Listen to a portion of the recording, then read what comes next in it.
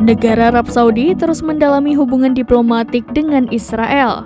Namun Kementerian Luar Negeri Arab Saudi menegaskan pada Amerika Serikat pada Rabu 7 Februari 2024. Pihaknya akan tetap teguh menolak hubungan diplomatik dengan Israel kecuali negara Palestina merdeka yang diakui berdasarkan perbatasan pada tahun 1967 dengan Yerusalem Timur. Syarat lain yang disebutkan agresi di jalur Gaza harus dihentikan sepenuhnya oleh Israel. Keteguhan sikap Arab Saudi pada Washington mengenai sikapnya dalam masalah Palestina dikaitkan dengan komentar juru bicara keamanan nasional Gedung Putih John Kirby. John Kirby sebelumnya mengatakan pemerintah Amerika Serikat Joe Biden telah menerima tanggapan positif bahwa Arab Saudi dan Israel bersedia untuk terus melakukan diskusi normalisasi pada Selasa 6 Februari 2024.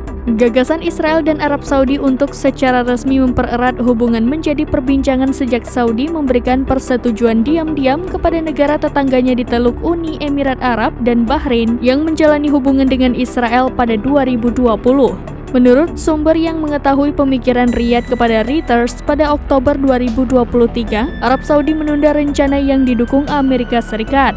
Dalam hal ini untuk menormalisasi hubungan dengan Israel ketika perang antara kelompok Hamas Palestina dengan pasukan Israel meningkat.